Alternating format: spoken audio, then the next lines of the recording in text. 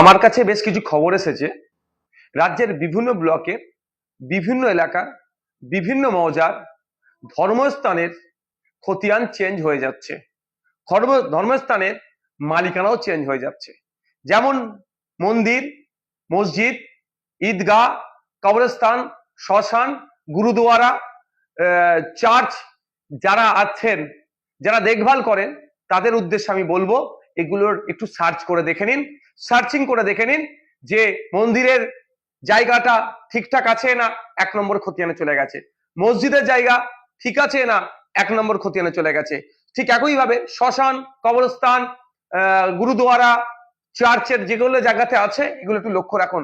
কারণ আমার কাছে খবর আছে রাজ্য সরকারের বেশ কিছু অসাধু ব্যক্তি এই জায়গাগুলোকে 1 নম্বর খতিয়ানে দিয়ে অনলাইনে যখন সার্চ করছে রেকর্ড নট ফাউন্ড করাচ্ছে, পরে এগুলো হয়তো কাউকে বিক্রি করে দিতে পারে বা অন্য কোনো খারাপ কাজে ব্যবহার করতে পারে। তাই আমি অনুরোধ করব সর্বধর্মের মানুষের কাছে, আপনাদের ধর্মস্থানগুলোকে সুরক্ষিত রাখুন, আপনাদের ধর্মস্থানের কাগজগুলোকে একবার ভেরিফাই করে নিন।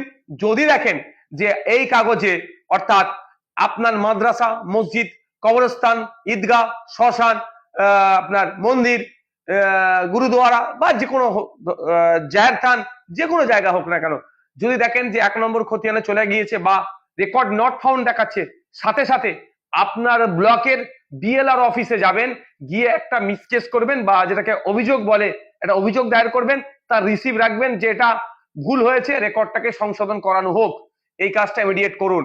অন্যথায় রাজ্য সরকারের বেশ কিছু অসাধু মানুষজন আছে, তারা এটা খারাপ ইন্টেনশন নিয়ে, ব্যাড ইন্টেনশন নিয়ে এই ধরনের কাজগুলো করছে, যা পরবর্তীতে ধর্মস্থানের মর্যাদা, সম্মান কিন্তু অক্ষুণ্ণ নাও থাকতে পারে।